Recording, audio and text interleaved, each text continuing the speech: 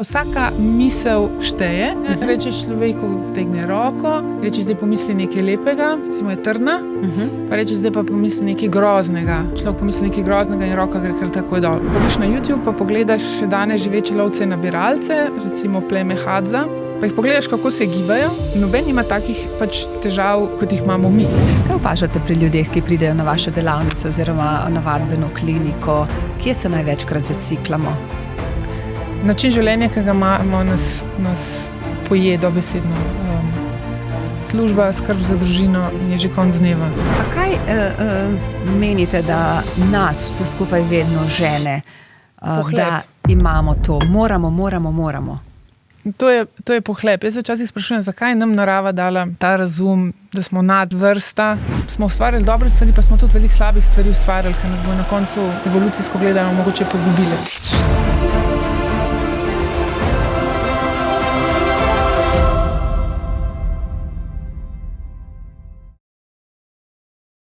Za začetek bomo rekli dobrodošli v vadbeni kliniki Alje Malis. Alja Malis v naši družbi danes, dober dan. Dober dan, lep pozdrav. Naslov, ki sva ga nadeli tokratnemu pogovoru, je Mikavan in prepričana sem, da se boste v njem našli vsi, ki ste z nami.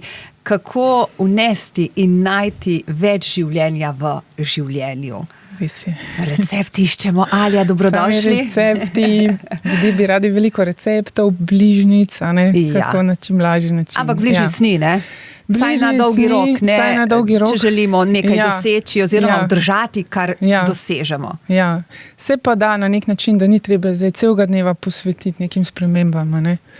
Ampak več življenja v življenje. Kako?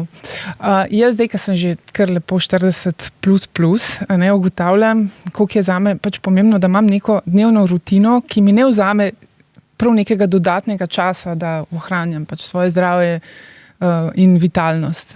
Ne vem, vam kar zaupam, recimo, zjutraj vedno, ko vstanem, sploh zdaj, ki je poletje, najprej naredim en obhod na svojem vrtu, tako da prejmem v bistvu skozi oči, pa čim večji del kože, to jutranjo sončno svetlobo. Bosonoga? Tudi ja.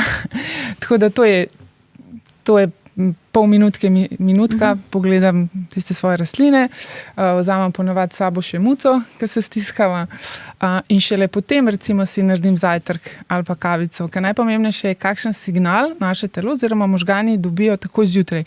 In sončna svetloba je signal in je pomembnejši signal od signala, ki ga prejmemo recimo iz hrane. Že to je ena taka navada, ker tudi če ne bi imela nobene druge navade, je ta navada ima tako težo, recimo, da odtehta lahko 80%. Tako da dobi telo pravi signal. Po tem signalu, oziroma skladno s tem signalom, v bistvu se v telesu naravnavajo hormoni, kot so recimo kortizol, kot je recimo inzulin, na podlagi tega se sladkor pol izloča, kako mi delujemo cel dan. Na podlagi tega se zvečer potem lažje melatonin za spanje sprošča, razni endorfini, za serotonini, za boljše počutje in tako se pravi. V bistvu dejansko po jutru se dan pozna. Tako da začnem v bistvu s tem. Potem pa imam načeloma dan vedno tako organiziran, že logistika, otrok sem tja, da veliko peš hodim, ker imam vedno peš, v šolo, nazaj po opravkih. Vedno si vzamem čas nekje srednjeva, da grem še saj za pol urce, pa 20 minut, a pa včasih celo urco, na sprehod v gozd. Gozdna kopel. Ja, gozdna kopel.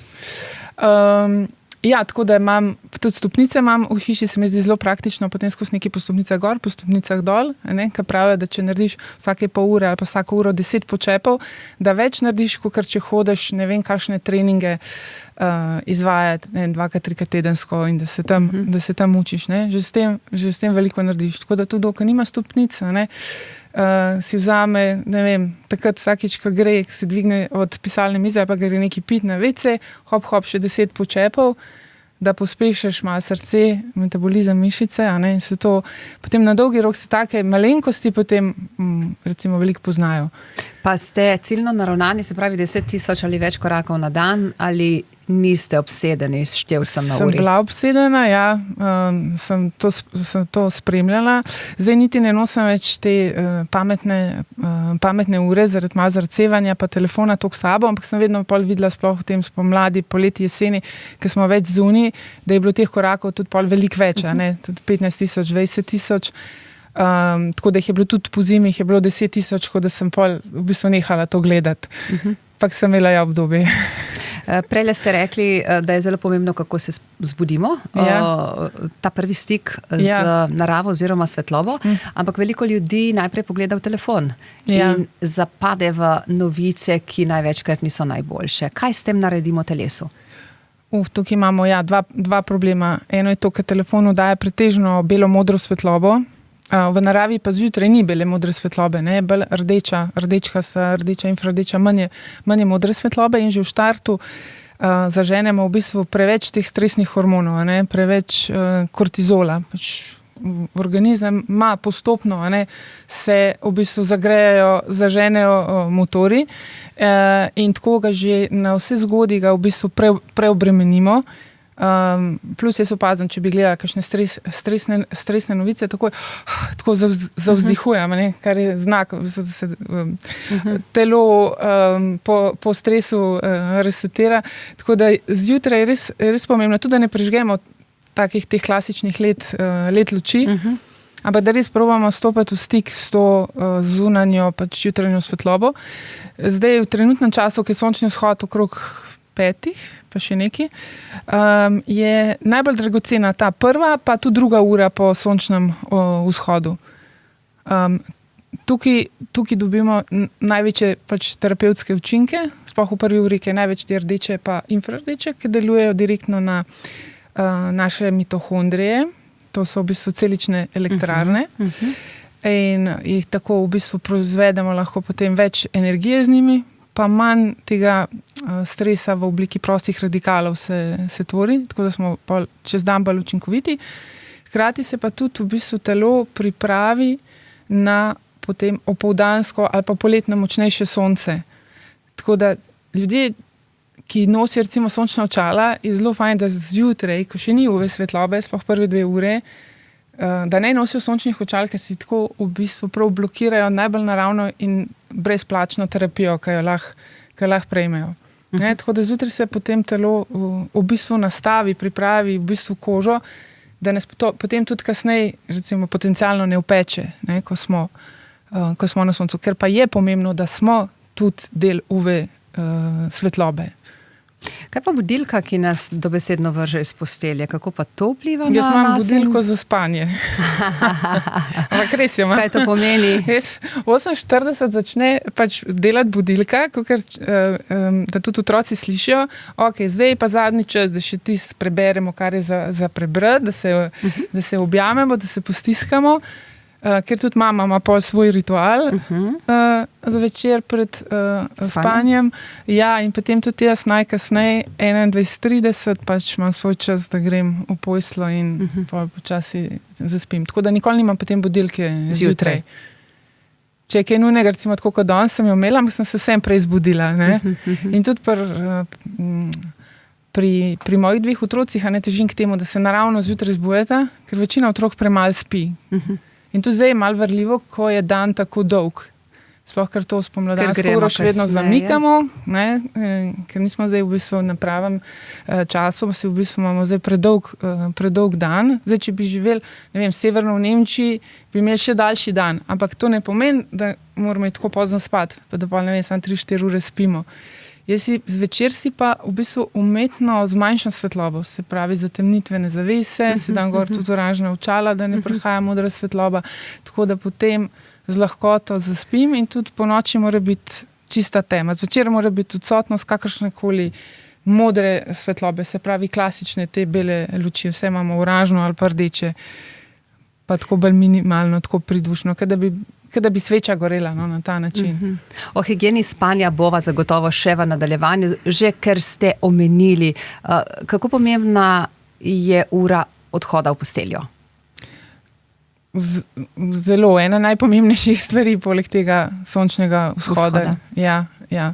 Ljudje bistveno premalo spimo, Sploh otroci. Jaz sem gledala tudi ene japonske videe, tudi kako so tam striktni pri vzgoji otrok, ne, da mora otrok spati, pač toliko in toliko ur, kot mora spati. In ni teh vikend jet lagov, ko greš ti zaradi družabnih dogodkov ali tako, ne vem, kasneje spati. Sploh pač pol otroci.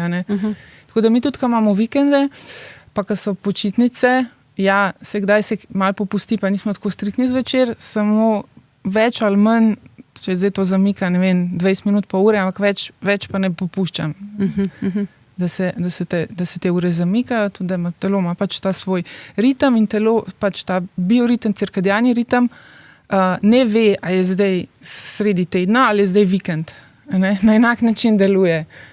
Ne? Tako da, tudi meni osebno, če grem jaz pozno spat, da pač, ne vem, smo šli tudi na potovanje, se zgodi, ne? Jaz to ponavadi občutam pol naslednji dan. Ne? Na počutju. Ja, na počutju. Se pravi, zakaj so ure spanja pred polnočjo toliko bolj koristne kot pa tiste po polnoči? Jaz mislim, v glavnem zato, ker zdaj velike ljudi, ki imajo tako tudi izmensko delo, to je velik pač problem. Ne? Ni dobro zdaj, če lahko delo zamenjajo, se prilagodijo, super, drugače pa biti pa še pod dodatnim stresom zaradi tega, če ne moreš iti dovolj zgodaj spati, ima spet negativne učinke. Drugače pa jaz mislim, v glavnem zato, da ti dobiš dovolj teh ciklov spanja, ki se dogajajo, ker takrat telo v bistvu čisti, recimo najpomembneje je to, da čisti v bistvu možgane. Ne, imamo ta limfatični sistem, se pravi tako kot limfa, samo da je limfatični v možganih in ko imamo najgloblji spanec, takrat se v bistvu dobesedno možgani malo skrčijo in se perejo. In se tudi razni potencialni te plaki in take zadeve se takrat odstranjujejo. Se pravi, je pomembno, kako globoko spimo, pa tudi koliko je REM spanja? Ja. Pač vsaka faza ima neko svojo funkcijo.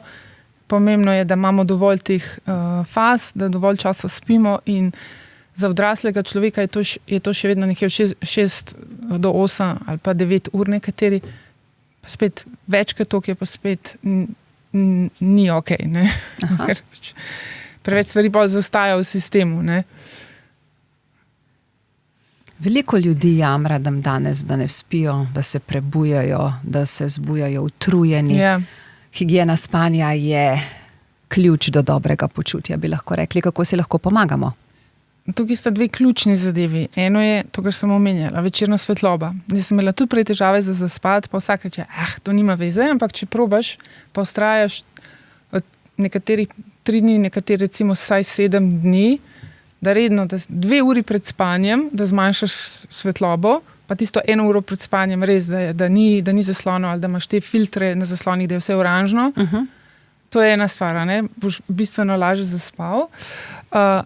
Druga stvar je recimo večerje, prehrana. Ni zdaj to pomembno, da zvečer ne ješ.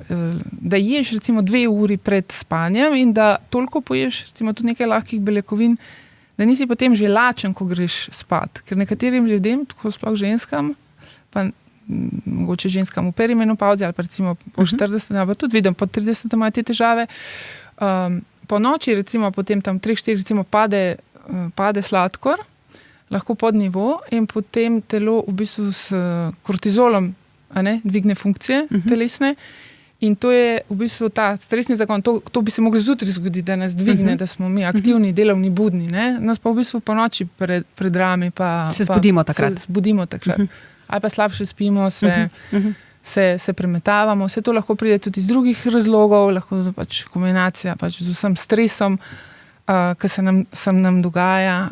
Se pravi, zato je pomembno tudi, da zvečer morda naredimo kakšno dihalno vajo, pač da se umirjamo. Ponavadi, če imamo majhne otroke, je to že to, se uležeš skupaj v posteljo, bereš pravljice, se že s tem tudi bližina otrok. In že to objemanje z njima mi je v bistvu nek terapevtski učinek. In se potem v bistvu telo umiri, v pravem času večerja, potem tudi, da se telo v bistvu po noči ne ukvarja s prebavo. Se pravi, da ni pretežka večerja. Da ni pretežka, ja. da je večerja v bistvu lahka, kot bi rekel, ne vem, zdaj, riba, grški jogurt, da ne rabi preveč prebavljati, ampak da je toliko nasitna, da smo, ko gremo spat, da nismo že tako lačni. Da je toliko prej. Ne? Kar se tiče spanja, je pomembno, oziroma pravite, da vsaka ura prebujanja, če rečeva tako, ima svoj vzrok. Aha, tako po urah. Ja, kaj pomeni, če se zbudimo ob 2, 3, 4? Ja, to so tudi po tradicionalni kitajski medicini. Se ne vem točno toliko na pamet, pa tudi se pol sprašujem, a se pol to spremeni, ko uro premaknemo, ali pa kakam potuješ. Ja, pravi tam okrog 4, če se ne motim, da so jetra obremenjena, ali tako. Lahko se pač to recimo pogleda, kjeri organi so takrat na udaru. Na udaru, ja. Ampak suma sumarum pač ni fajn, če se preveč po noč zbujamo. Pač jaz opažam pri sebi, kar veliko mamic opaža, da ko enkrat imaš otroke, pač nikoli več ne spiš tako globoko, ker je to nekako tudi narava poskrbela, da slišiš, če je karkoli narobe, potencialno nevarnost. Ne? Tako da neko ceno pač pol za vse to tudi pač nosimo pol. Ne? Tako da ni včasih vse idealno, ampak jaz sama pri sebi sem s temi stvarmi izboljšala spanec, ne? Ker sem imela še preden sem imela sploh otroke že težave s spanjem. Se pravi, izboljšamo spanec tako, da poskrbimo že, kako se prebudimo. Prejle ste omenili infrardečo svetlobo, ki jo dobimo zgodaj zjutraj v prvih 2 urah po sončnem vzhodu. Velikokrat naletim na članke, da si lahko tudi sami dodajamo in smo pod lučkami z infrardečo svetlobo. Imam jaz tudi te pripomočke, Bolj jih seveda po zimi uporabljam.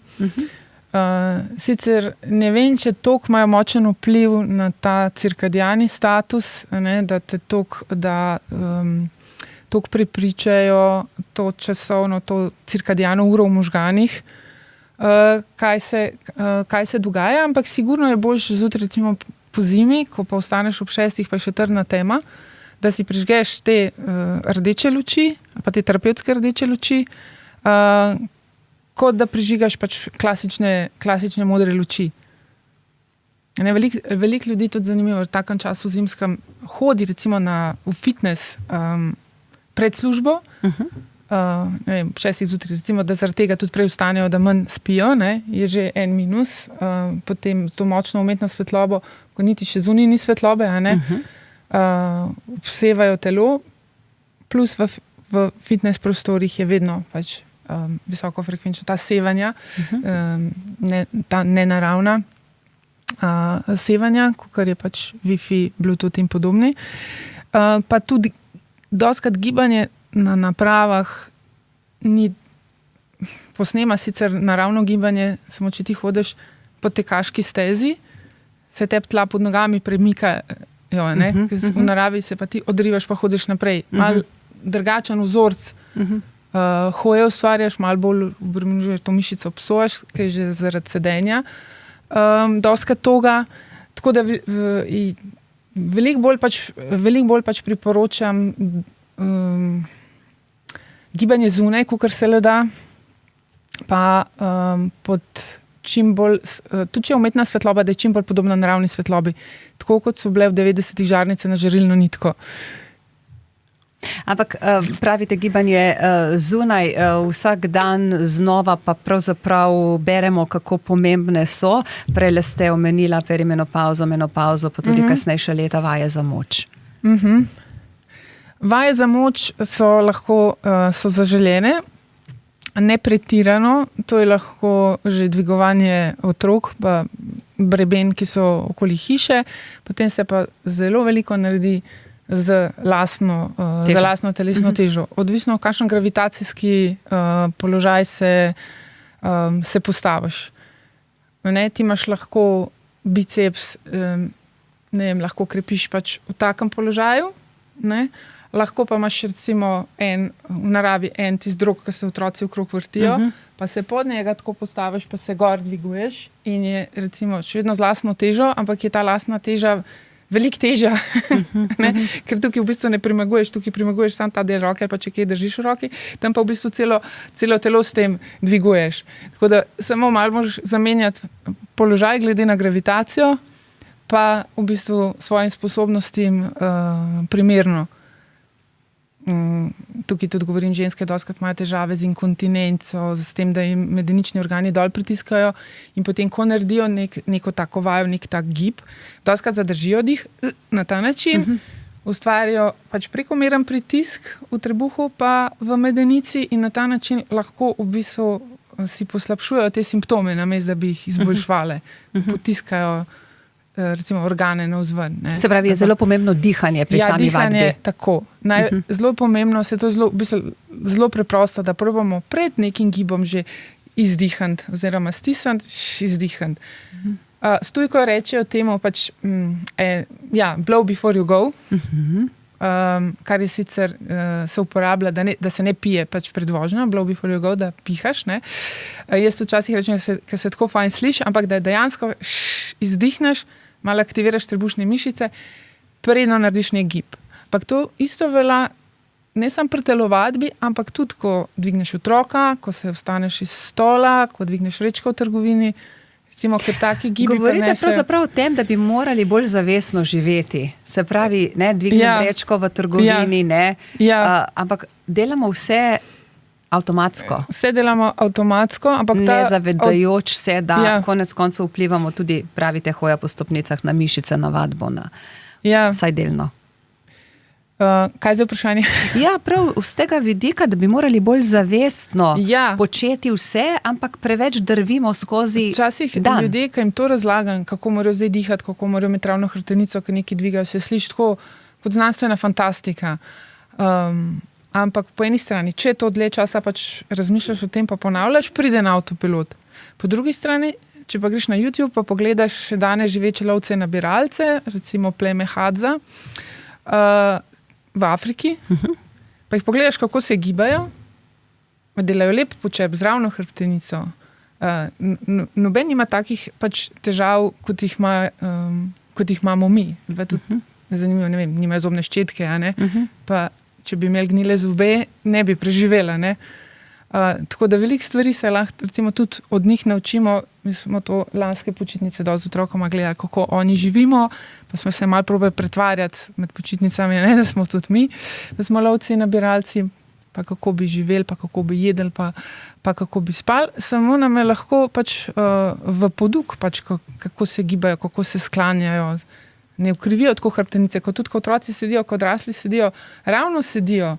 Niso vsi izključeni. In že otroci pač imajo dober zgled od staršev pa od drugih. Zdaj pa jaz se spomnim že na teh roditeljskih sestankih v vrtcu, sem izgledala, kako so bili čisto vsi otroci, ki so sedeli tam na klopci, so čakali na stop, vsi so bili tako čisto izključeni. In to se že pri nas zelo zgodaj začne. Meni je všeč na Japonskem, ki pač sedijo na tleh, pač so po turško in so dlje časa vitalni. Ker glih to, da imaš ti sposobnost brez problema se vstati iz tal gor, dol in to ponavljaš in potem, ko si 40 in ko si 50 in ko si 60 in pač ne nehaš in si vitalen. Pri nas se pa še po možnosti preselimo nekam, kjer ne bo stopnic, kjer bo lažji dostop in s tem si jemljemo treninga, priložnost, da... Se pravi, za vse tiste, ki imamo stopnice doma, je to plus vložek v... ker pač moraš iti tam, In tako si moramo urediti življenje, pač, da imamo neki stopnic skozi vmes, da ne rabimo potem načrtno se skozi, zdaj sem prišel v službi v zmatran, zdaj moram pa še na trening, pa razmišljati, o dihalnih vajah, pa si dati pa še svetlobo se ukvarjati, potem seveda je to nemogoče vse stlačiti v dan, se pravi limfni sistem, svetloba, prebujanje, spanje, brez budilke, gozdna kopel, zdrava prehrana. Kdaj, kako? Lahko se cel dan ukvarjamo samo s seboj. Jaz to daj si rečem tako, ko moram kam iti, bom naredila vink tam, pa grem še čez gosta, ker že tak nekam moram iti, pa si malo podaljšam, pa da ne rabim tam celovške vohat, pa grem raje, pač naredim vink. Pa zdaj, ker ste limfo omenila, limfno pač Naravno jo najlažje dreniramo s tem, ko dihamo s trebušno prepono, ker jo ona potem, če dihamo trebušno, jo ona trebušna prepona potem jo vleče gor pa srka. Imamo potem še možgansko limfo, ki mora iti pa v bistvu od zgoraj navzdol, se pravi, iz ostalega dela telesa mora iti iz nog, trebuha, vse gori se tukaj zliva za ključnico, v vensko kri. Je pa zelo fajn, da poskrbimo dodatno recimo na dan, ker to pa res ni veliko dela.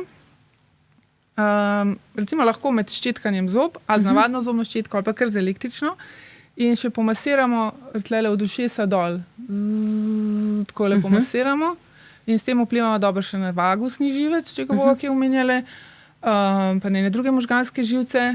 V bistvu dobro vplivamo na možgane, ker možgani upravljajo s celim našim telesom, ne samo z umom, kognicijo, spominom, s čustvi. Tako da je en tak ta hack trik, to, da si recimo zvečer pomasiramo te točke. Za ušesi. Za ušesi, tukaj so tudi limfne bezgavke, nekateri ti možganski živci, vagus, limfne poti, različne fascije, žile in potem še pomasiramo navzdol. Za ženske sploh, pomembno vedno, da dol masiramo, ne gor, ker limfa mora iti dol. In tukaj okrog ključnice, kjer se pač pol ta limfa zliva v vensko kri. Pa že pol proti izhodom ven iz telesa. In tukaj je fajn, da pomagamo sploh. So to znaki, če se zjutraj zbudimo, da zabuhli. Se pravi, zakaj je dobro, bom rekla, te vaje delati za limfo? Kaj to pomeni, da limfo poženemo, posledično boljše počutje, razstrupljanje? Zdaj to si tako lahko predstavljamo. Jaz na dva načina ponovadi razložim. Eno je tako, recimo, da smo zdaj v kuhinji, da bomo pravili solato in rabimo korito odtok. In zdaj, če je odtok že odprej malo, umazan, zamašen, ko bomo mi vodo čez zlivali, se bo recimo sam še bolj mašil. In moramo v bistvu najprej odtok očistiti, pol gremo šele naprej nekaj delati. In zdaj druga analogija je pa taka, imamo mi doma odpadke smeti, dajemo smetnjake ven. Zdaj si pa predstavljamo, da smetari ne bi prihajali en mesec.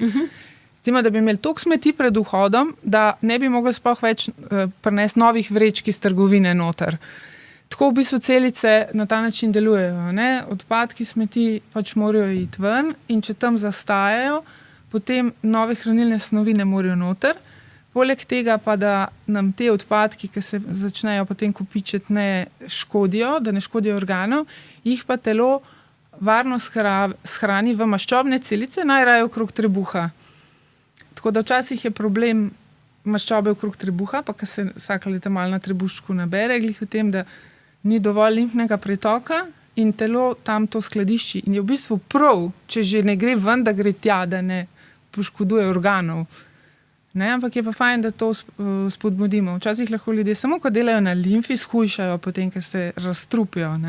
Samo je treba vedeti pač tudi kako. Ne moreš se začeti pol besno razstrupljati, ker potem, če ne gre, počasi mora iti ven, ker drugače spet lahko krog po telesu pa grozi organom. Obremeni telo. Ja, lahko obremeni telo. Ali pa tudi začasno se v bistvu slabše počutimo. Ampak kako vemo, da limfa ne deluje tako, kot bi morala? Zdaj pri limfi je tako, lahko gre karkoli narobe, lahko je nekdo kronično utrujen, lahko je v bistvu težko tolerira stres, lahko ga glava boli, lahko se tudi avtoimune bolezni začnejo pojavljati. Lahko jedra pa limfa delujejo z roko v roki.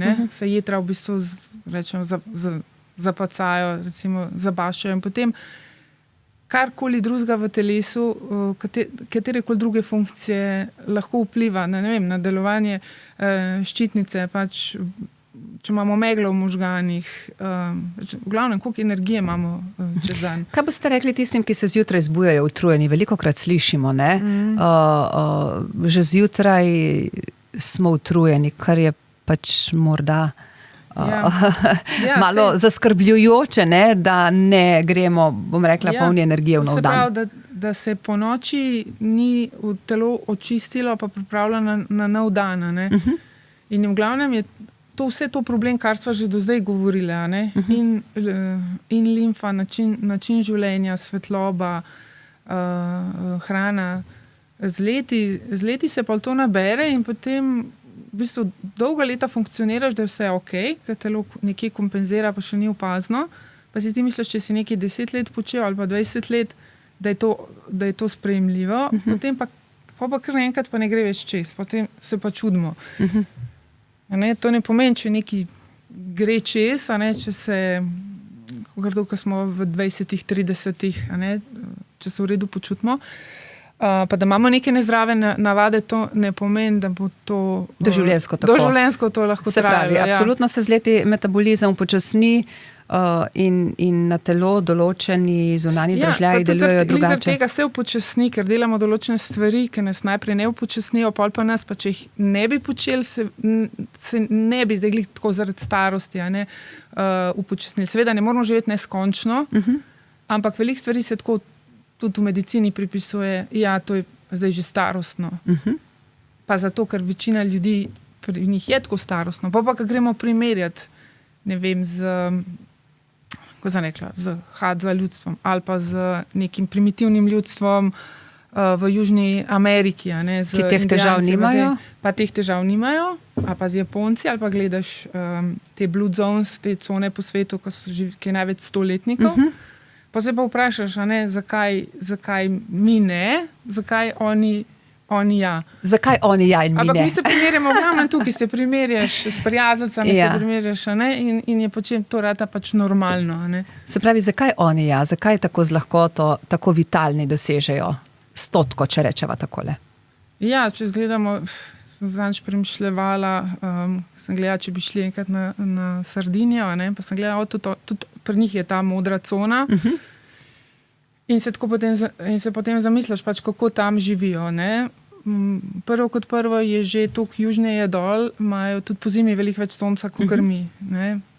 Se pravi, je svetloba pomembna, kot ste dejali. Je svetloba, imajo celo leto, tudi UV svetloba, pač celo leto imajo pač več te svetlobe, pa manj razpona, recimo zima poletje. Mi poletje imamo ogromno ur sonca, recimo ob ekvatorju je stalno samo od 6 zjutraj do 6 zvečer in ta stabilen ritem je lažji za telo pa mitohondrije. Po zimi imamo pa toliko skrčeno. In tako pravi, da od 45 stopinj naprej, mi smo 46 stopinj zemljepisne širine, se pravi, smo malo čez polovico proti ekvatorju, že po zimi pač tla zmrzujejo in naša biologija pač rabi več energije in vsega, da se temu prilagaja. Recimo, to je ena stvar, oni se rabijo manj prilagajati. Druga stvar je sigurno pač prehrana veliko rib, kar rabimo res za naše optimalno delovanje, res omega-3, te maščobne kisline, ki so esencialne, se pravi, jih telo samo ne proizvaja. Tretje pa niso toliko obremenjeni, da so posod 5G antene, telefoni, Wi-Fi, ki tudi vpliva žal na to. Ne tako radikalno, da takoj čutiš, da te nekaj boli. Ampak na dolgi rok. In ta družinska povezanost, da si pač pomagajo med sabo, da so pripadni, tukaj pri nas, pa tudi iz Ljubljane, ki jaz prihajam, tako vsak zase gleda. Tam so te večje družine, so si bolj pripadni, si pomagajo. Imaš ta večji telo, živčni sistem ima večji občutek varnosti. In ko imaš večji občutek varnosti, potem telo se ne rab ukvarjati, ali je varno in potem lahko obnavlja telo in dela druge stvari, bolj učinkovito. Pred kratkim sem se pogovarjala s kolegico oziroma z osebo, ki se pravzaprav podobno kot vi ukvarja, med drugim tudi z dolgoživostjo in je izpostavila prav te majhne navade, ki delajo drastične in velike spremembe. Se pravi, morali bi skrbeti za spanje, za nepretirano prehranjevanje, se pravi zmernost pri prehrani, gibanje, odnose. Mislim, da je pravzaprav... mogoče, stres pravijo, je tisti, ki nam povzroči veliko hudega. Čeprav pravite, da ni vsak stres slab. Dejansko naše telo nekaj stresa potrebuje. Temu se reče hormeza. Pa bom dala nekaj primerov. Recimo, zakaj gremo v savno? V savni v bistvu se kuhamo. To je stres za telo. Ampak je do take mere stres, da v bistvu spodbudi v telo določene prilagoditve na to vročino, ki potem v bistvu blagodejno vplivajo na zdravje. Zdaj pa, če bi bil v savni pa 2 uri, bi bilo pa to škodljivo. Enako je tisti, ki se pač mrazu izpostavljajo. Ne? Jaz tudi potem po savni recimo naredim mrzo tuš. Spet, do neke mere mraz vzpodbudi v telesu določene zdravilne funkcije, prilagoditve na ta mraz. In potem, če bi trajal pa dlje časa, bi nas pa v bistvu poškodoval. Telovadba, trening, ko v bistvu treniramo mišice, jih poškodujemo. V bistvu na treningu se mišice poškodujejo in takrat potem, ko je čas za regeneracijo, šele takrat mišica se obnavlja in zraste, da je pol večja, ker se hoče pač prilagoditi trenutni rabi. Ker jo pač in tudi to je stres za telo. In tudi to je stres za telo. Zato v bistvu tako, stres ni samo to, da se šef dere nate ali pa da se s partnerjem skregaš na neke vrste, pač psihološki stres, ampak stres prihaja recimo v vseh drugih možnih oblikah. Ne? Lahko je od zaslonov, lahko je od modrih luči, lahko je od onesnaženosti zraka, od onesnaženosti vode, od farmacevtskih pripravkov, ki jih uživamo. Ampak telo ne ve, od česa prihaja ta stres. Se pravi, kako potem deluje en stres, bom rekla, negativno, drugi stres pozitivno na nas. Ja, tukaj govorimo zdaj v količini. Okay. Ja, v količini. Tako kot v bistvu neko zdravilo v določeni količini nam lahko pač pomaga. Ista stvar v večji količini nas lahko ubije. Ne? Se pravi, gre za to, da znamo v bistvu sami določene vrste stresorjev, tako kot sem zdaj omenila, recimo savna, mraz, telovadba, tudi izpostavljanje UV sončni svetlobi, na enak način, da se znamo temu pravilno izpostavljati, da po drugi strani ne pretiravamo. Ljudje znajo radi pretiravati pol in s telovadbo, ali pa tudi, ne vem, če gledajo prehransko, pa tem stradanjem, pa postenjem.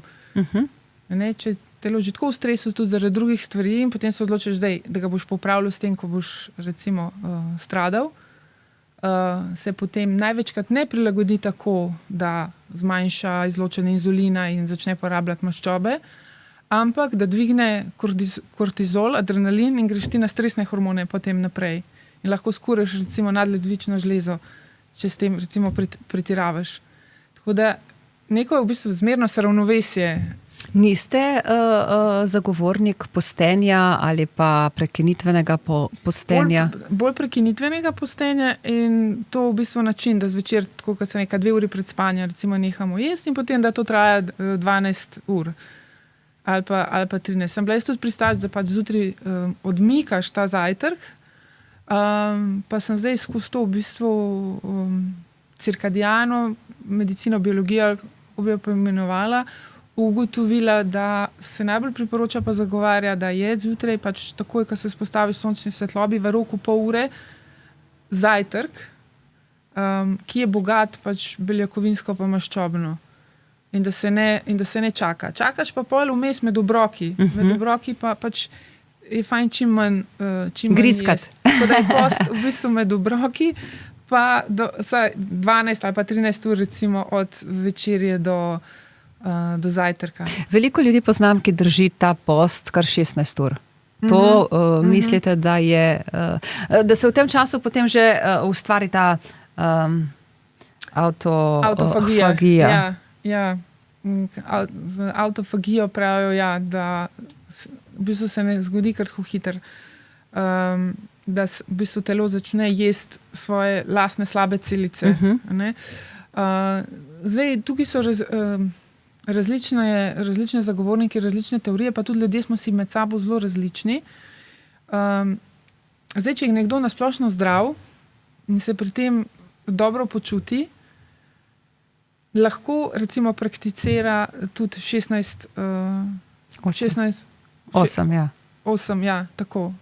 urni post.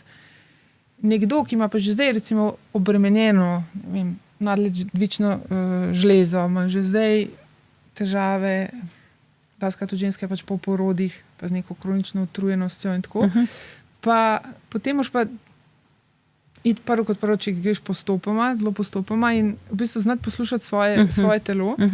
Kar pa je problem, kad ga sodoben človek dostikrat ne zna slišati. Ker dostikrat stvari ne slišimo ali pa ne občutimo, dokler potem telo ne da večjih signalov. Ne. Ni vse za vse, ne? Ja, ni vse za vse. Tako da ne bom zdaj tukaj bila absolutno pač proti takim postom, ampak zdaj, če bolj izhajam iz sebe, pa iz svojih izkušenj, sem zdaj bolj pristaš teh krajših postov. Je pa res, če gledamo, kaj je pač namen tega posta, čiščenje telesa, pa je stalno prakticiran, da recimo vsako jutro pijem alge, klorela, pa vsak večer pred spanjem pa zeolit, je nekaj vrste, kot glina. In da te stvari tudi v meni vežejo toksine. A ne, spomladi, ki se telo naravno razstrupla, malo pojača, malo si pomagam tudi z bioresonanco, drugače pa potem v bistvu stalno delam na tem. Nimam tako, da zdaj pa nič ne delam, zdaj pa bum, naenkrat, zdaj sem se pa odločila. Se pravi, je za telo dobro na tak način, ja, da skrbimo za blago razstrupljanje, kar skozi vse leto. Najbolj za telo, da se sproti uspe dovolj razstrupljati. Pa grenka hrana je tista, ki tudi pomaga, ne? Kako? Grenka hrana je tista, ki jo priporočate tudi vi. Ja, res je, ker v bistvu spomladi nam jo narava sama nudi in pač tisto, kar dejansko raste pri nas in kar nam to svetlobno okolje, v katerem živimo, nudi, dejansko to bi mogli tudi uživati. Če se vrneva k postenju, predvsem za ženske, marsikdaj preberem, zaradi hormonov ni najbolj zaželjeno, čeprav verjetno je potrebno, da se vsaka posluša. Ja, zato, ker telo lahko to zazna kot situacijo pomanjkanja. In sploh, če je ženska še v reproduktivnem obdobju, če zazna telo pač pomanjkanje, ne bo recimo mogla zanositi. Tukaj pač je zelo pomembno, pač, da imamo mi tak način prehranjevanja, da imamo urejene tako imenovane leptinske poti. Leptin je pa zdaj hormon, nekaj se dotakne hormonov. Hormon sitosti, ki se tvori sicer v maščobnih celicah in hipofizi v možganih, ampak po noči, ko spimo, ker tega prej nismo imeli pod spanje, ko spimo, dela kakor en računovodski obračun, kakšne zaloge imamo česa, koliko smo porabili in pripravlja telo na naslednji dan.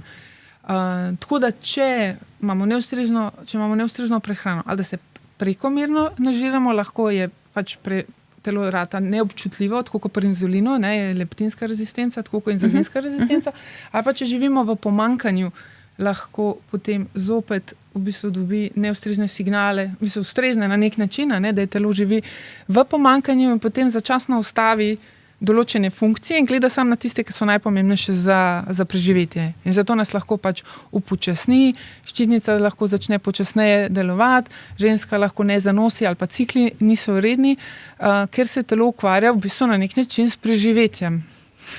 Vse to, kar naštevava, vse to, kar ste izpostavili, na nek način določa kakovost življenja ljudi po 40., 50., 60. letu. Ja, takrat pride res na plan vse, ne? Dokler smo še 20, 30, pa telo malo na en način, pa malo na drug način, pa kakšne stvari se počasi začnejo nabirati in potem, ko smo pa enkrat 40 plus, potem se pa ponavadi začnejo kazati kakršne koli te težave. Ampak nikoli ni prepozno, da začnemo skrbeti zase, če rečem tako. Meni je to sicer škoda, ker ljudje nismo taki, da bi delali na preventivi. Jaz vseh teh recimo 11 letih, ki se s tem ukvarjam, mislim, sem imela eno stranko, ki je prišla preventivno določene stvari delati. Ali pa tudi mogoče je imela v družini tako kakšno situacijo, da jo je to spodbudil, da ne bi šla po isti poti. Ampak načeloma delamo post festum, po točki. Rešujete težave. Se rešujejo pol težave, ampak jaz pravim, nikoli ni prepozno. Pač vedno je boljše takrat, ko si se odločil ali pa spravil, kakor še čakati naprej. Vedno pač telo mogoče rabi kakšno prilagoditev več, ampak na srečo se hitreje ponavadi obnavlja, vrača, pač hitreje se vidijo neki rezultati, kakor je telo prihajalo v to stanje. Ker če bi mogli čakati pol spet, 20 let, da bo nekaj boljša, noben ne bi toliko časa v bistvu bil motiviran, da karkoli spreminja. Kaj pa je po vašem mnenju največji mit o, bom rekla, zdravem, pravem staranju?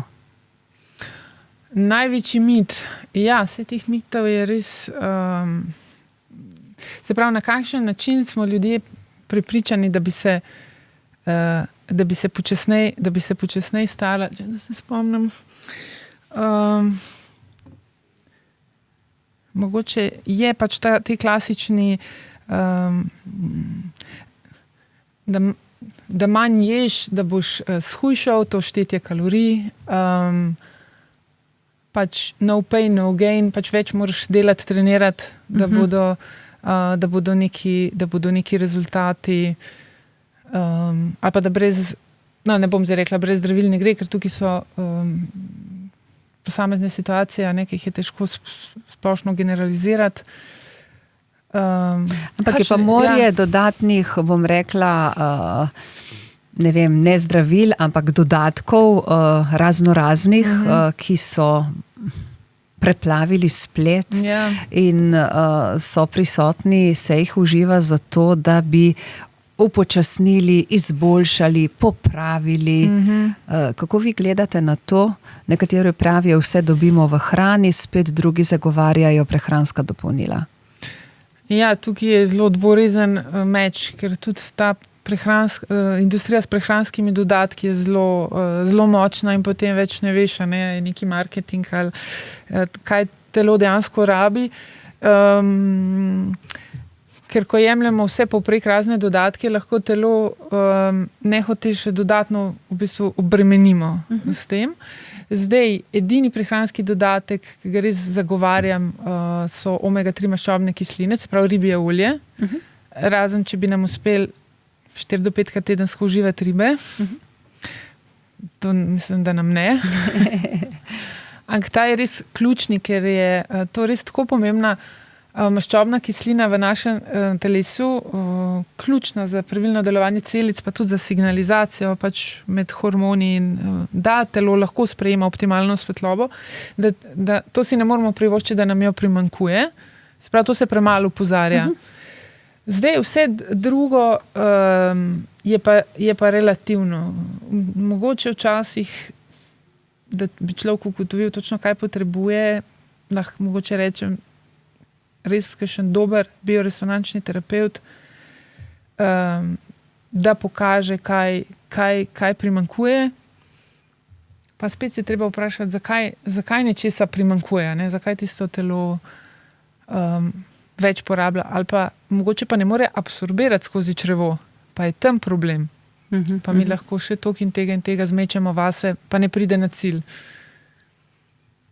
Se pravi, so kompleksnejše zadeve, je težko odgovoriti, kaj kaj ne, kdo kdo ne. Mogoče samo to, da ne kupujemo kar po spisku, ne vem koliko dodatkov, ali pa tudi nekateri dodatki, ki se dodajajo, pa se telo potem tudi navadi na njih. Recimo veliko ljudi tudi jemlje ta melatonin za spanje. In več ga jemlješ na umeten način, težje ga telo pa samo proizvaja. Tako, sploh pa se ne bi smel dajati otrokom. Tako da je vedno je treba pretehtati, tako kot za zdravili v bistvu. Njih je za kar dodajaš, tako po spisku. Prej smo govorili o stresu, pa ste velikokrat omenili živčni sistem. Se pravi, je to danes velik problem, da smo non-stop v, bom rekla, fazi preživetja? Eden največjih problemov je, stalno hitimo in stalno smo v tem načinu preživetja. Naloga našega živčnega sistema oziroma pač možganov je v prvi vrsti ravno to, da ugotavlja iz sekunde v sekundo, a je nekaj varno ali je nevarno. In se na podlagi tega potem odloča o vsem, o naši drži, o našem imunskem sistemu, o našem počutju, o naših bolečinah, o tem tudi kako limfa teče, mislim, kako dihamo. O vsem potem odloča. In večkrat je ta percepcija, recimo 2 isti osebi lahko na drugačen način pač njun živčni sistem doživlja, pri eni bo doživljal, da je situacija, enaka situacija, pač popolnoma varna, pri drugih bo pa doživljal, da ni varna. In to je potem kar izziv, ker si v nenehni pripravljenosti telo se stalno ukvarja s tem, da te pripelje pač živega čez, da si varen in se ne more toliko ukvarjati z recimo regeneracijo, pobijanjem škodljivih celic, z ustvarjanjem novih, mlajših. To pomeni, da smo pod stresom. Ja, dejansko smo tudi če nismo pod stresom, živčni sistem. Pod stresom smo samo, če gledamo negativne novice na poročilih. Ali pa da ti nekdo nekaj pove, ali pa prebereš na Facebooku, spet je otrok umrl 8 let star, tam na bazenu. Meni najprej gre v kocine gor, tako zavzdihnem in točno vem, telo je šlo v stres, a ne kot da se to dogaja. In potem sicer, ko zavzdihnem, gre to mimo, ampak vidim reakcijo na mojem telesu, čeprav to samo preberem to novico. Se pravi, vsaka misel v bistvu šteje in to se da enostavno preveriti z mišičnimi testi. Rečeš človeku, stegne roko, rečeš, zdaj pomisli nekaj lepega, pritisneš roko, recimo je trdna, pa rečeš, zdaj pa pomisli nekaj groznega. Človek pomisli nekaj groznega in roka gre kar takoj dol. Čisto drugače se človeška biologija se čisto drugače postavi iz sekunde v sekundo, glede na to, v bistvu, kaj naši možgani procesirajo in kakšne misli imamo. Ampak se pravi, zato velikokrat preberemo, da smo sami odločevalci svojega počutja. Ni pa vedno enostavno. Absolutno. Se pravi, kako pa vendarle lahko še poskrbimo za ta živčni sistem, na kakšen način ga lahko umirimo. To se tudi sama celo življenje učim, ker sem tudi bolj anksiozen tip človeka. Jaz sem tudi že v otroštvu, moj živčni sistem na nek način se tako naučil odzivati z razlogom. In potem je to tako pač ostalo, da me ščiti, ampak to ščitenje na koncu je tudi izčrpavajoče. Je izčrpavajoče, zdaj, ker telo vedno gleda samo v dani sekundi. Bož, da sem varen. Ne gleda pa dolgoročno, kakšen davek bomo zdaj za to plačali, če smo skozi na preži. Ja, in tukaj je potem treba najti načine. Kaj to pomeni, načine sprostitve? Za načine sprostitve, pa je to ta občutek varnosti, ko si recimo, da se počutiš varno, ali v takem okolju, da se počutiš varno. Potem so to tehnike sproščanja, oziroma pri nekaterih ljudeh je že samo to veliko, da se naučijo dejansko zadihati s trebušno prepono. Načeloma, ko dihamo s trebušno prepono, je živčni sistem umirjen. Ko ne dihamo, ko dihamo gor z rameni, je to stresni način dihanja. Plitko dihanje je stresni način. Ustno dihanje, da ne dihamo na nos, pa da so, recimo, če bi gledali v času 1 minute, 2 osebi, ena naredi, 6 dihov, ali pa 8 dihov, druga oseba jih pa naredi, 15-20. In tako vidiš ta oseba, ki naredi 15-20, da je pač pod večjim stresom, ker bolj hitreje plitvo dihanje. Boljše, da imaš čim manj dihov. Ne zdaj, da ne dihaš, ampak da imaš recimo v 1 minuti 6 dihov, to vsakih 10 sekund narediš en dih v mirovanju. To je najbolj idealno za telo. Najmanj teh prostih radikalov se ustvarja, največ v bistvu lahko telo naredi. Najbolj je učinkovito.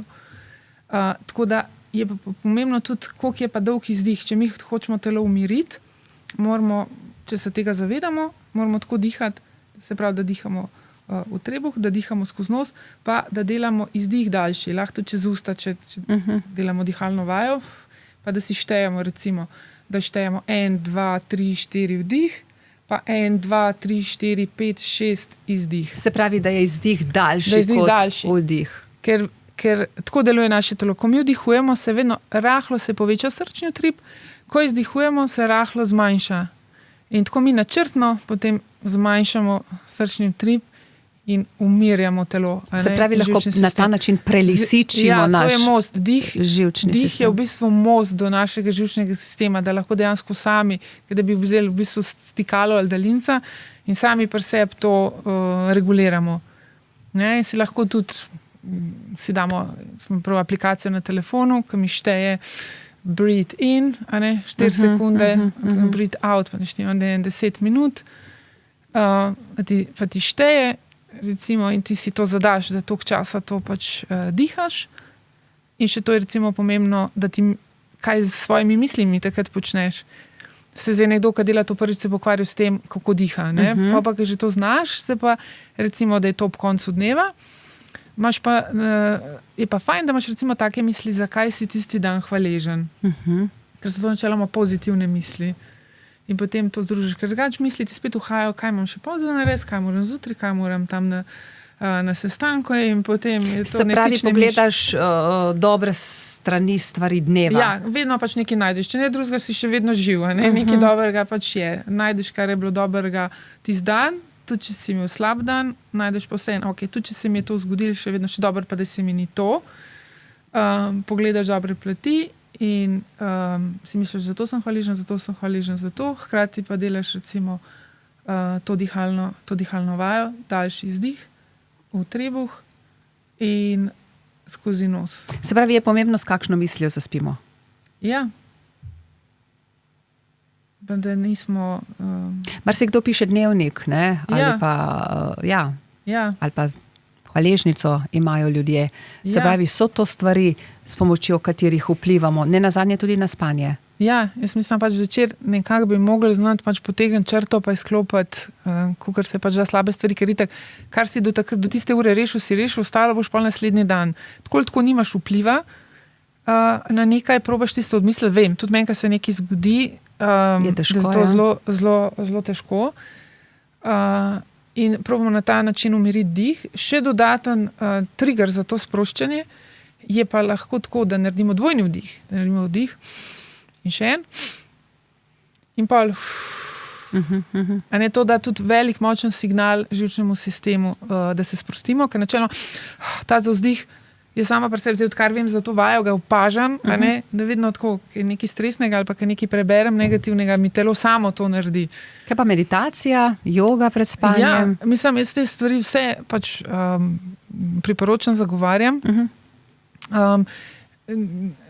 Samo v življenju nisem veliko delala meditacij ali pa joge, imam pač vedno neke svoje načine, ampak sem velik zagovornik tega. Tega umirjanja, ne? Je pa res, da ljudje se lahko pride tudi v stresno stanje, ko so preveč umirjeni, ko so pa depresivni, oziroma ko doživijo ta izgorelost, ko ne morejo se sploh več premikati.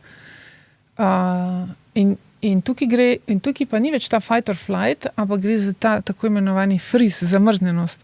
Tukaj pa včasih ni dobro poglabljati tega z globokim dihalnimi vajami, z meditacijami, ampak z rahlo aktivnostjo, z nekim tapkanjem, z ritmičnim zibanjem, z ritmično hojo, da blaga aktivacija, ki ima predvidljive ritmične gibe, varne, a ne, ta živčni sistem iz te zamrznjenosti počasi potegne nazaj gor. Ne? Ker včasih ta fight or flight ni dovolj za našo zaščito in potem gre telo še naprej, gre pa v zamrznitev, freeze.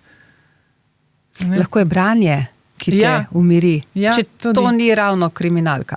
Ja, seveda je odvisno, kaj beremo. Je pa res, da tudi pri branju imamo mi pač z očmi fokus na blizu.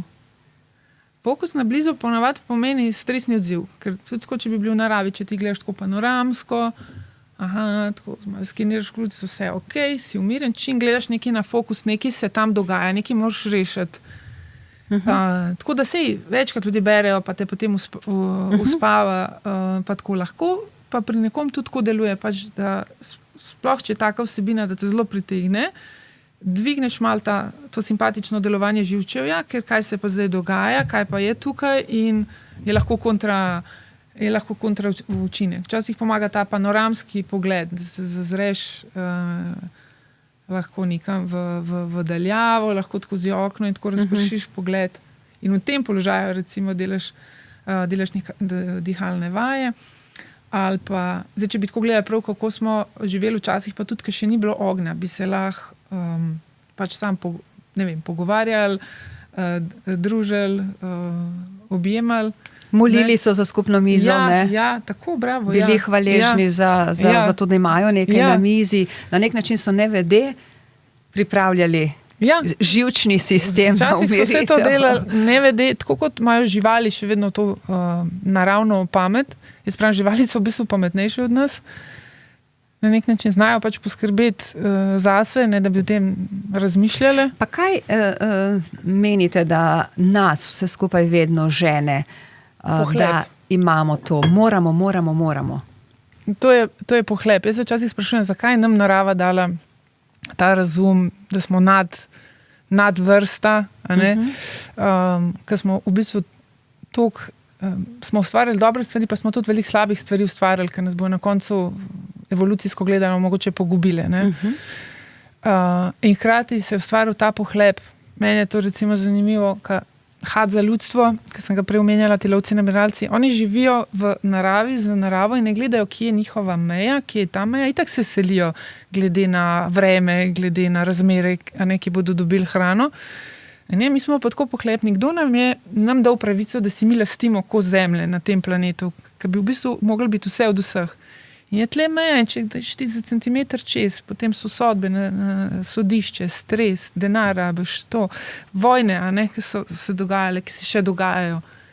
Tako se sprašujem, vse je okrog, glavno gonilo je pohlep, hočeš imeti več, kot sploh lahko porabiš. Nobena žival nima več ali več teritorija, več hrane, ker jo ne more kopičiti, ker bi propadla. Ravno toliko, koliko rabi za preživetje.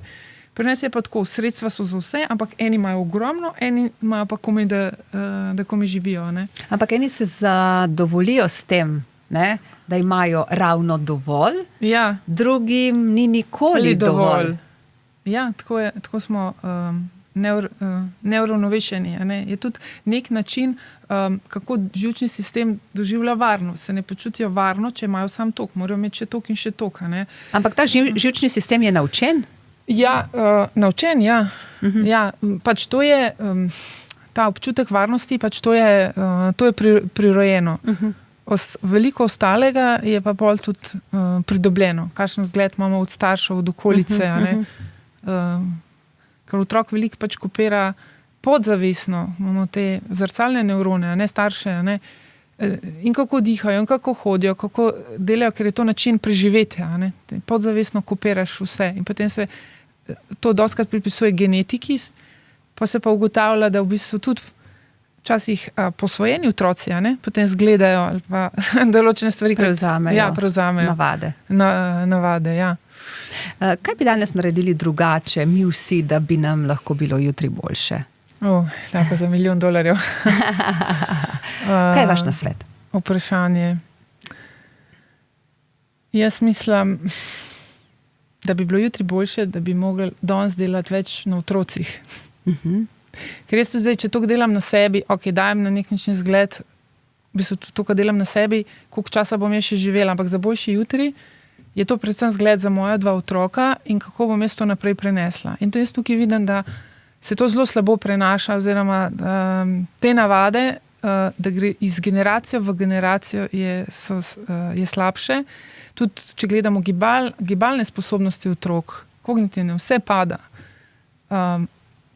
Žal, je to, tega zaslonskega časa in tudi in pri starših, vidiš družine, ne vem, v gostilni za mizo, vsak je na svojem telefonu. Prej sem premišljevala, ker sem hčerko pospremila v šolo, pa so bile punce 8. ali 9. razred, so se tako snemale po mojem za TikTok ali za Instagram, pa so se nekaj pačile in tako. Pa sem že premišljevala, kako bom to pri moji, ki je v 2. razredu to preprečila, ker je zelo dovzetna za take stvari. In pa sem v avtu na poti sem premišljevala, te punce, če so zdaj stare 14 let, čez 20 let bodo že krojile recimo naš svet, na nek način tudi mojo usodo, ker bom toliko starejša. Kakšne generacije dejansko zdaj vzgajamo? Kakšen bo ta naš svet čez recimo 20 let, ko bodo te generacije, ki so zdaj skozi zasloni že v osnovni šoli, ko bodo potem prišle na delovna mesta, funkcije. Moje se bo zelo spremenilo vse. Zgublja se avtentičnost, pravijo, ker se prav s pomočjo vseh teh zaslonov vsi so čredni nagon. Tako. Ja. Se pravi, bo avtentičnost nekaj, kar bo v prihodnosti prišlo še bolj do izraza oziroma bilo zaželjeno, če bo sploh še obstajala. Ja, sigurno. Že zaradi takega vpliva te umetne inteligence bo to tvoja konkurenčna prednost oziroma sploh verjetno način preživetja, da boš znal nuditi nekaj, kar umetna inteligenca ne, pa da boš znal to v bistvu to človeško toplino, to povezanost, o čem se mi v bistvu pa tudi ostali sesalci, imamo to sposobnost te socialne, social engagement, te socialne povezanosti, kar nam je cilj v bistvu, da vzgajamo svoje mladiče. Ne? Recimo želva nima tega nagona, ne? Da skrbi za svoje mladiče in mi kot taka vrsta pač te sposobnosti imamo, ampak se mi zdi, tudi to se vedno bolj zgublja in na podlagi teh aspektov naše biologije, bi mogli temeljiti potem tudi prihodnost. Pa ker omenjamo zdaj te naprave, odnosi in pravzaprav občutek varnosti so tisto, kar tudi umirja živčni sistem. Ne? In na nek način nam pomaga pri dolgoživosti, če že o tem govoriva danes. Pa se pravzaprav tega premalo zavedamo oziroma smo ljudje vsak dan bolj odtujeni. Ja. Jaz sem to pač sama, ta občutek varnosti sem sama pri sebi začela opažati, koliko je pomemben tudi kot mati samohranilka, ker se potem v določenih situacijah pač ne počutiš varno, ker je z razlogom, ima mama pač določene vloge, oče določene vloge. Ne? Mama, ne vem, poskrbi za otroke, ampak oče pa globalno je tisto sidro, ki poskrbi pa za občutek varnosti. Ne? Tudi za mamo, ne? Tudi za mamo, tako. Ja. Točno tako. Ne? Sicer zdaj smo se nekako spet povezali, smo ugotovili, ne, da je to najboljš za vse. Vsak mu je nekaj manjkalo. Ne? In to zdaj govorim pač iz lastne izkušnje, ta občutek varnosti, kako pa vpliva in na neko anksioznost in na pač povišen stres in pa na otroke, ker tudi začnejo določene življenjske situacije na enak ali pa podoben način doživljati. Ne. Potem naenkrat v bistvu jih vidiš tako kot v zrcalu, ne. Vidiš samega sebe, pa nočeš tega. Ne. To, kar se, občutek varnosti pa lahko v bistvu marsikaj drugega tudi lahko pri vsakem človeku na drug način. Ne? Ker občutek varnosti je za živčni sistem lahko vse, kar potencialno ogroža našo varnost oziroma življenje. Ne? Vsaka stvar, človek, spojina. In na vse to ne moremo vplivati, ampak lahko pa vplivamo naš odziv. Vplivamo na naš odziv na to. Ja. Ampak to so procesi. To so procesi, veliko ljudi pač delajo recimo tudi na vagusnem živcu, ka vagusni živc je ta živc, ta glavni živc tega parasimpatikusa, ki uravnava stres in je dosti teh trikov, ki se dela na vagusnem živcu in ti potem lažje se umiriš, ne glede na karkoli. Eno je to, ko smo že rekli, ta podaljšan izdih, pa dihanje s trebušno prepono, pa mrzlo vodo smo omenjali. Se pravi, tuširanje z mrzlo vodo. Ja, tuširanje z mrzlo vodo. Ali pa samo v bistvu, da obraz pa vrat splakuješ z ledeno mrzlo vodo. Se to je dovolj tako, da ga splakneš. Se pravi, za te vibracije, ki smo rekli. In potem ta socialni stik, način govora.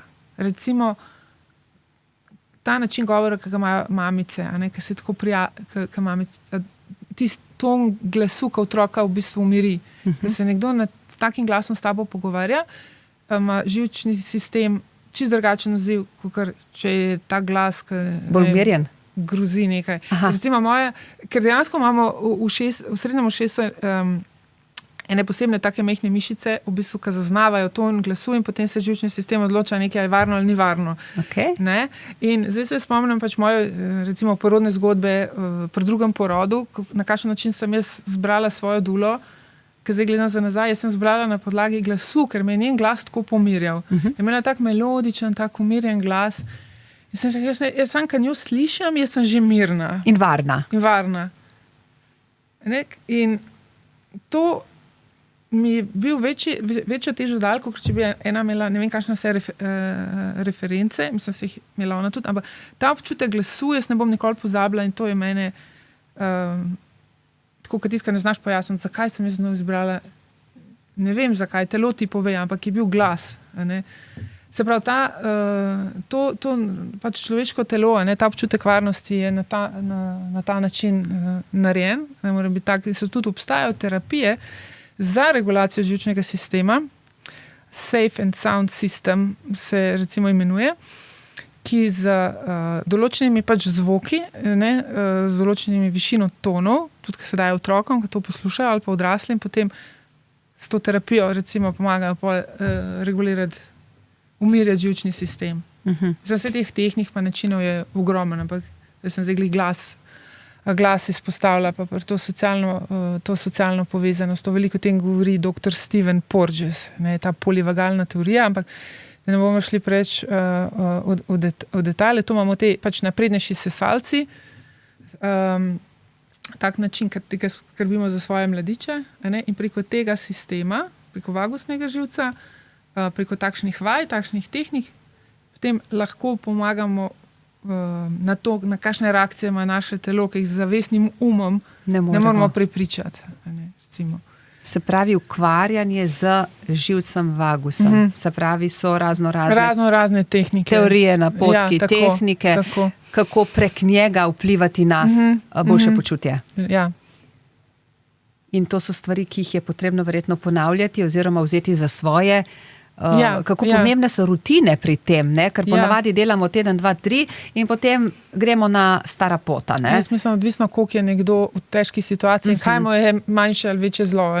Če ti je večje zlo, da si kronično brez energije ali da te nekaj boli, to vidiš enkrat, če dam en primer zdaj, mamice, tako po porodu, pa 1 leto po porodu, pač jaz vedno zagovarjam, saj 1 leto po porodu, ne smeš zdaj težkih treningov, ne smeš nekakšnih poskokov, to nikoli ne veš, da se ti organi dol povesijo, karkoli se lahko zgodi, sploh če še mamica doji, tudi če se super počutiš, in ta dotična mamica pač šla na nek večurni, nekam je bila povabljena, pač nek trening je bil, kar je tudi ona v preteklosti trenirala, ni delala dosledno vaj oziroma zelo malo, in potem se je pa zaenkrat se je zgodilo, vse organi so se dol povesili tako čez noč. Mravljinci tudi po nogah, pol je bila pa panika. Je 6-krat na dan klicala, vse vaje bom delala, sploh ni problem, sam povej mi, kaj moram delati, takoj zdaj bom začela, delala bom, karkoli boš rekla, sam da se to neha. Se pravi, v tej situaciji postanemo disciplinirani. Ja, potem, ampak včasih ni dobro čakati čisto do takrat, Kaj opažate pri ljudeh, ki pridejo na vaše delavnice oziroma na vadbeno kliniko? Kje se največkrat zaciklamo? Ja, pri tem odnosu rutinah. Do samega sebe. Ja, pri teh rutinah, pač način življenja, ki ga imamo, nas poje dobesedno. Služba, skrb za družino in je že konec dneva. Ampak, ko pa takole poslušam, konec koncev tudi vas, bi morali imeti dan še enkrat več ur, zato da bi uspeli poskrbeti za vse te, tudi če ravno majhne rutine, da ostanemo, bom rekla, v dobri kondiciji, če se takole izrazim. Ampak pravite, skozi gibanje, skozi logistiko, pač jaz sem sama si krojim svoj delovni čas. Prej sem bila 11 let nazaj, sem bila tudi v drugi redni službi, ker si ga ne bi mogla. To so spet neke moje odločitve, ki so pač čemu dati prednost? Kaj dajem prednost. Tako da potem, če se enkrat naučiš pač pravilno dihati, lahko tudi, ko si v službi, med delom to mičkam prakticiraš. A pa vsaj preverjaš trebuh, a se sploh premika. Problem je, kar nehamo dihati, pa se tega ne zavedamo. Se pravi, premalo imamo tudi tega občutka zavedanja lastnega telesa, propriocepcije, ti sploh se zaveš. Recimo, večino časa se gibamo, naše življenje je take v tej ravnini, naprej nazaj. Recimo, tukaj se zdaj pogovarjava, tukaj kuham, tukaj dvigujem otroka. Malo je pa takih gibov, ki se moram nekaj tako stegniti, ali pa tja, tako kot smo včasih živeli, ki so menjeni telovce, nabiralce, je vse posod, vse smeri se gibaš.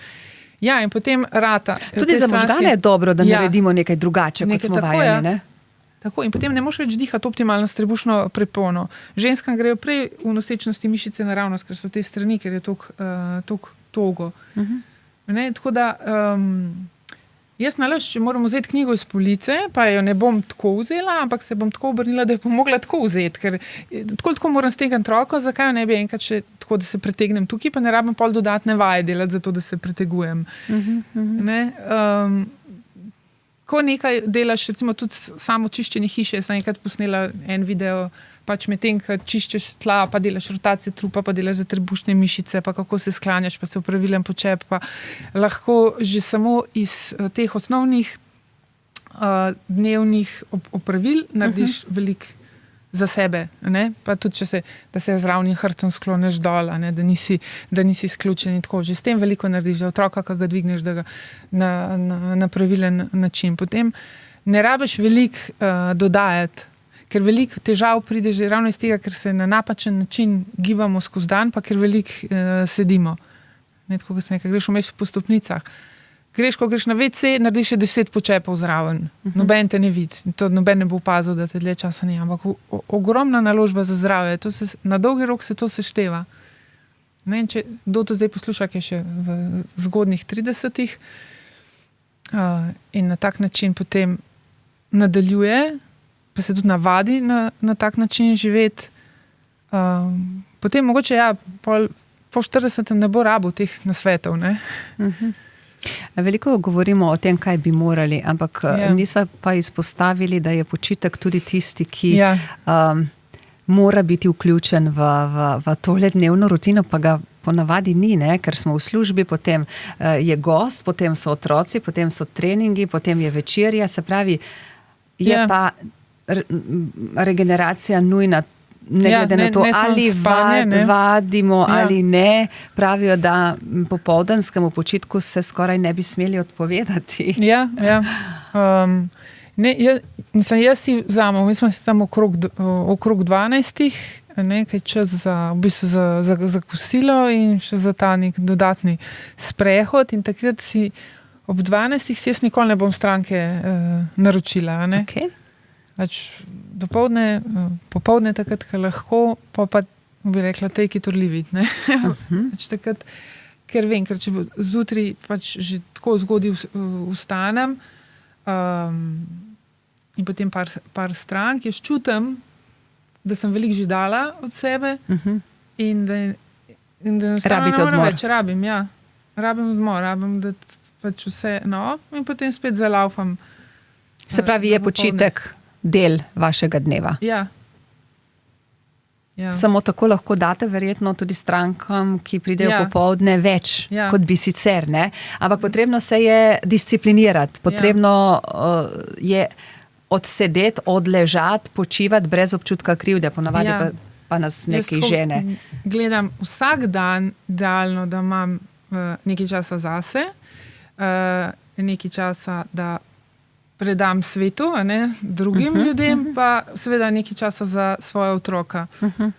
In to mora biti uravnoteženo. In ne tako, zdaj moram še zdržati, pa je še ta projekt, pa zdaj bomo pol čez vikend nadoknadili, da se čist pač prikuraš, ker ljudje tako delajo, da se bom pol, pa grem na dopust, pa ko mi čakajo ta dopust.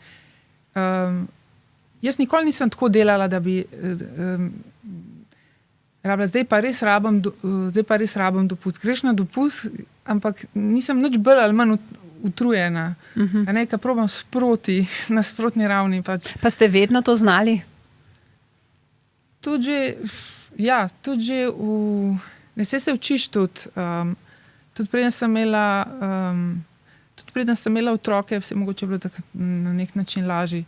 Ker ste imeli več časa zase. Več časa zase, sem imela pač. Ampak pomembno se je postaviti, bom rekla, tudi sebe na ta zemljevid življenja. Ne moš poskrbeti za druge.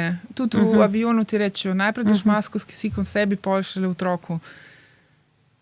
Ampak v življenju je, itak, nekaj se zgodi, pač za vse drugo pač poskrbiš, pa tudi jaz tukaj sigurno bi se najdel tudi prostor za izboljšavo, tudi pri meni. Ampak imam to skozi idejo v glavi, da če jaz ne bom zase poskrbela, še kam imam zgled, moja mamika ima Alzheimerja, zgled, v bistvu tudi en motivacijski faktor. Če zdaj pa ne bom zase poskrbela, grem pa lahko po mamini poti. in potem, kaj bo pol z mojima otrokoma, sej mogoče meni pol vsem, ker se ne zavedam, čeprav vprašanje. Vsak naj bi dobil neko notranjo motivacijo, ne? Ja, mogoče je pa to pomoč za to, da... ljudem ali pa sploh ženskam lažje to gledati skozi oči, da na ta način dajo več svojim otrokom in njim boljšo prihodnost zagotovijo, če delajo na sebi.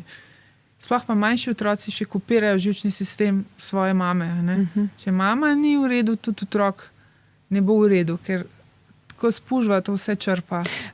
Ta živčni sistem vpliva tudi na hormone. Veliko žensk tarna že zelo zgodaj, že pred 40, da imajo težave s hormoni, kar se mogoče v preteklosti, ne vem, ni toliko govorilo, ali ni bilo toliko teh težav, ne, že v tem perimenopauznem obdobju. Ja, zdaj zakaj tega toliko več? Je teh težav. Jaz mislim, da vse to, kar sva danes govorili, zdaj, če se... Jaz sem tudi eno objavo enkrat pisala, je ena študija narejena, zakaj ženske, se reče indijanke, ja, to primitivno prebivalstvo Južne Amerike, nimajo teh težav, in tudi ko so v menopauzi, nimajo teh tipičnih simptomov menopauze. Zakaj? No, in potem gre spet gledati, kako sva govorili za sardinijo, ne? Spet in ritem sončne svetlobe in gibanje, recimo tam, da zaslužijo hrano, a ne, morajo v bistvu hoditi po polju, po zemlji, po gozdu in naredijo pač trening. Pač so verjetno tudi bose tam, v stiku pač naravo, sončno svetlobo. Način preživljanja je hkrati v bistvu terapija, a ne, to je. Ko smo še živeli vsi na tak način, smo bili po mojem bolj zdravi, bolj v stiku sami seboj z naravo. Zdaj sicer smo s pomočjo svojega razuma razvili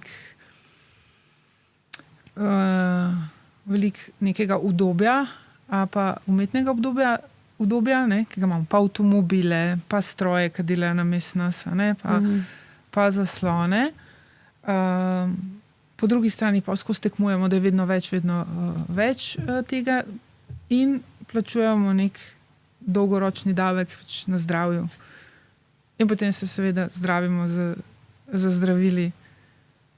Ne, redko še najdeš res starostnike, da so tako vitalni, pa da niso z eno nogo v bolnici oziroma na 3-4 zdravilih. Ne. Mogoče je prav, da ko spoznamo take starostnike, da se pozanimamo, kako ste pa vi živeli, kaj ste pa vi počeli. Mislim, to glih plan enega, moram preveriti, ker pač moja starša živita, se mi zdi, da je ali je 98 ali 99 zdaj star, sem rekla prav, ko bo 100 let, da bom prosila za en intervju, razgovor. Če bi nam morali dati en nasvet, kaj lahko danes storimo, to sva že pa vendarle, da nam bo jutri bolje, bi pogovor zaključili kako? Bom mogoče zdaj pač ponovila, da probamo videti to jutranjo sončno svetlobo pred telefonom, pred zajtrkom, pa tudi, če je to samo da okno pač odpreš, pa tudi, če ni tam sončnega vzhoda, ampak je zahod. Pa druga, da potem zvečer ugasnemo luči, ali se pocrkljamo s komarkoli v družini, ali pa naredimo to zavestno dihanje, pa zakaj smo ti zdaj hvaležni. Kaj vas je življenje naučilo? Kaj me je življenje naučilo? Da se moram skozi učiti. Da se moram skozi. Imam tudi te svoje izzive, ampak mislim, da obstajajo pač glih s tem razlogom, da me ženejo, pač da še naprej raziskujem in hkrati s tem tudi najdem odgovore potem tudi za druge ljudi ali pa za moje otroke. Ki jih radi predajate naprej. Ja, hvala, ker ste jih danes tudi nam. Letos ne štejem let, štejem zgodbe, uspehe, vzpone in tudi kakšen padec ste napisali ob rojstnem dnevu. Vse to je življenje. Ja. Ne obremenjujem se več s tem staranjem z leti, ampak tako kot smo mogoče začeli, koliko življenja uspem imeti vsak dan svojega življenja. Ker se mi zdi, da res gre tako hitro čas. Pa tudi drugi ljudje mi to govorijo, neverjetno hitro gre in da probam tisti utrinek na vrtu ali pa jutranja kavica na vrtu, pa da imam čim več tega miru in čutka varnosti, ne vem, vsako življenjsko obdobje očitno nekaj prinese, to pri 25 mi na kraj pameti ne bi padala, ne. Vsako pač starostno obdobje ima svoje. Zdaj pa vidim, koliko je potem ta regeneracija telesa, ne, mir, pač povezano z družino oziroma z drugimi ljudmi. Ne moreš, kot sem mislila prej, mogoče sam funkcionirati na tem svetu. Hvala lepa za vse dragocene nasvete, ki ste nam jih dali. Morda še kdaj, kdo ve, sicer pa bomo poskušali čim več tega vnesti v naša življenja. Hvala. Če nam bo uspelo, pa si poveva drugič. Okay. Zdaj pa lahko pomahava in se zahvalila vsem, ki so teh nekaj minut preživeli v najini in naši družbi. Srečno. Srečno.